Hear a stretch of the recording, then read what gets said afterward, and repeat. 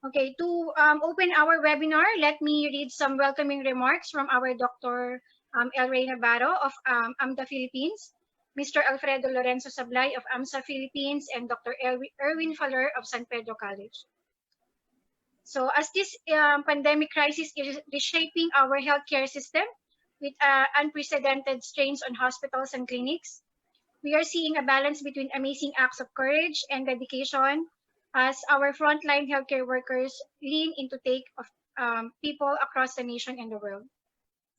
At the same time, we are seeing a bright focus on the challenges that we knew already existed in our healthcare system and in the public health infrastructure. We now have an even more important opportunity to address these inequities, and for us healthcare professionals, the opportunities to go beyond not only with what we can deliver, but what we can learn as the circumstances are continuously evolving. It has been done countless times and it will continue to be done, for the spirit of Filipino bayanihan prevails against all calamities or any crisis. Despite imposed limitations, it is imbibed in our Filipino culture the value of giving and caring as much as we can. On behalf of AMDA Philippines, AMSA Philippines, the Global Health Pharmacy Network, and our partner organizations and institutions, we would like to welcome everyone to our webinar series, which aims to provide different, timely perspectives and a platform for multidisciplinary approach in addressing the impact of this global health crisis.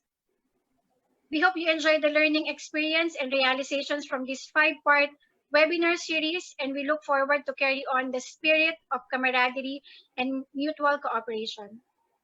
May God bless our nation and may His face shine upon us. So for today's webinar, we will focus on the conduct of telemedicine amidst the current pandemic. Dr. Eugene Macalinga, our speaker for today, is a diplomate of Philippine College of Occupational Medicine and a lecturer at the National University of Singapore in Yong Lu Lin School of Medicine. After finishing his Doctor of Medicine from the University of Santo Tomas in 2004, he worked at Perpetual Hospital, Manila. In 2007, he pursued his specialization in occupational medicine and worked in several companies as an industrial and occupational health physician. He started teaching in 2006 and has experience in the Philippines and Singapore. At the National University of Singapore, he is teaching anatomy, physiology, and pathophysiology, and a committee member of the National University Health System, Total Workplace Safety and Health. Dr. Eugene is a telemedicine and home-based learning advocate and practitioner. He trains healthcare professionals in the best practices for Tele-Konsulta in order to meet the current need for healthcare staff as we move into the new norms. Dr. Eugene completed telemedicine and clinical medicine from the Harvard School of Medicine and was given a certificate of achievement from the London School of Hygiene and Tropical Medicine for his completing his course on tackling the novel coronavirus. Currently, he is involved in the COVID-19 mobile swab unit of the National University Health System. On a lighter note, he is a volunteer teacher of FOS at the Bayanihan Center. He enjoys traveling, reading books, playing badminton, and is a confessed foodie. For our reactor, Dr. Jose Paulo Porcincula is the Chief Professional Services in the Province of Hospital, a consultant at the Institute of Surgery, St. Luke's Medical Surgery, and the Assistant Training Officer of the Department of Surgery of Quezon City General Hospital. Without further ado, I now give the floor to Drs. Eugene and Dr. Paulo.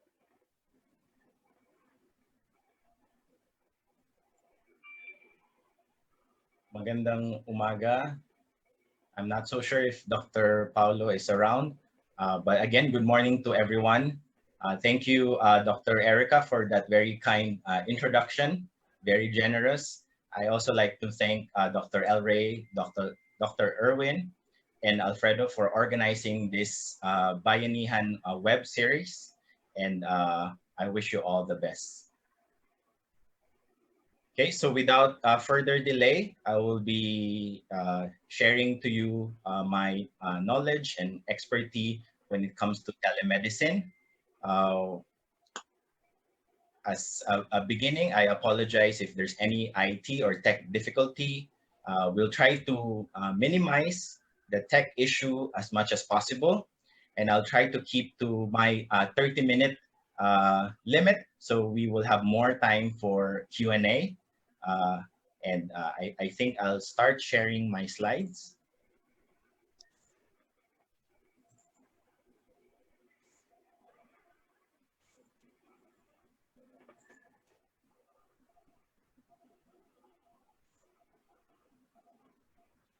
So again, good morning to everyone. So our topic for today is about Tele-Konsulta. Some of you might be more familiar with the term teleconsult or telemedicine or telehealth. And this is the discussion point for today's webinar. Okay, these are my disclaimer. I'll just put it there for a few more seconds.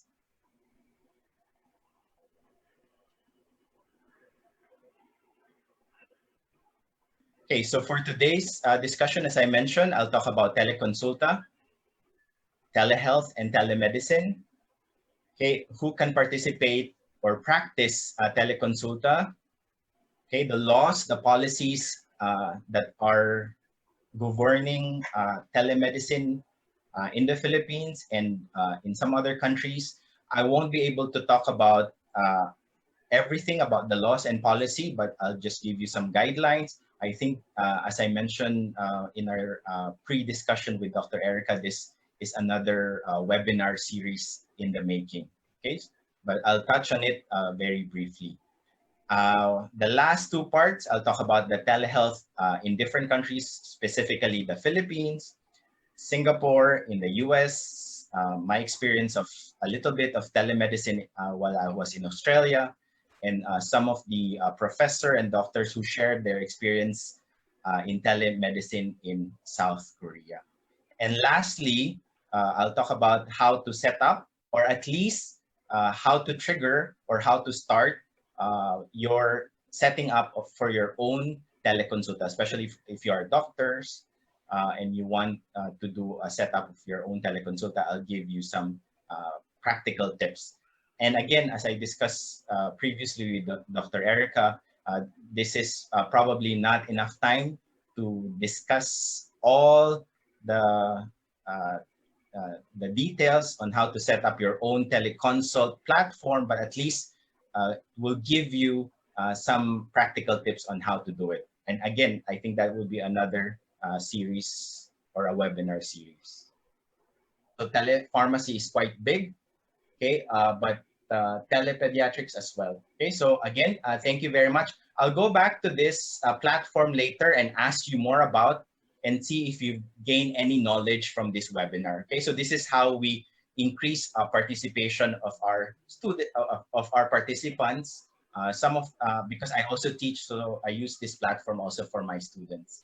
Okay, so I'm seeing more telegastroenterology, and yeah, and so much more. Okay, telehealth. Thank you very much. I'll stop sharing this for now, but thank you for those who participated, and I'll continue sharing my screen, and let's go to continue our discussion on telemedicine. Again, thank you for indulging me for that, and I'll click share for you to see the full screen of my slides. Okay. Okay, so I think the telemedicine, this is not something new, and it's been going on even in the Philippines. It's been going on for quite some time, but probably not practiced by great number of healthcare professional or doctors. But with the pandemic that is happening, okay, there is an increase in stress level of some of our patients in their ability, or whether they want to go to the hospital or not, because they feel stressed. They might cut or catch the virus, so they want alternative to see their doctor. Okay, so in the Philippines, with the imposition of the ECQ, that's basically quarantine, then patients and even doctors, okay, who are not doing emergency care, are not able to go or open their own clinic, right? So this is another dilemma for the patient.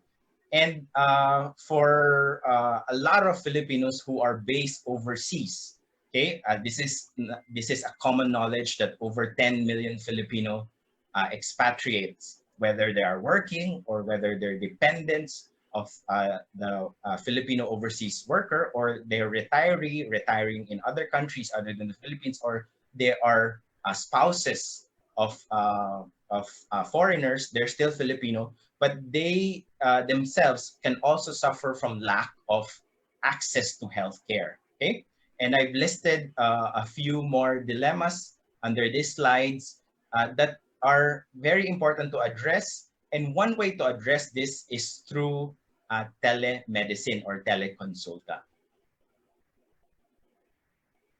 So I did quite an extensive lit review, and of course, the level of Tele-Konsulta in many other countries are in different stages, if you can say different waves, okay, or different stages of telemedicine. In many other countries, telemedicine is no longer a revolutionary concept because it is being practiced by a lot of healthcare workers and doctors who see this as part of their private practice to see patient remotely. Okay, and I guess with the pandemic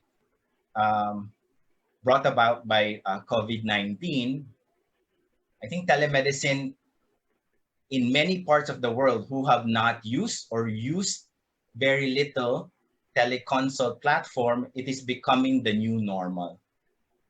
Okay, and I think we're learning a lot of things about SARS-CoV-2.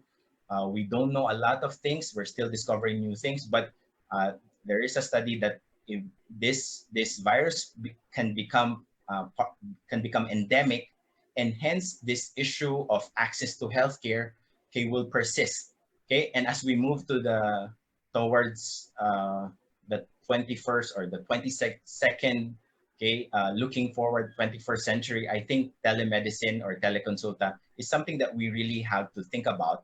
And this is probably for a lot of doctors who are not used to talking to their computers, right? I mean, we're so used. I think I come from a generation where we see our patient, they come to our office, they make an appointment, and then we give management and treatment, and then we see the next patient. This is something that we're used to.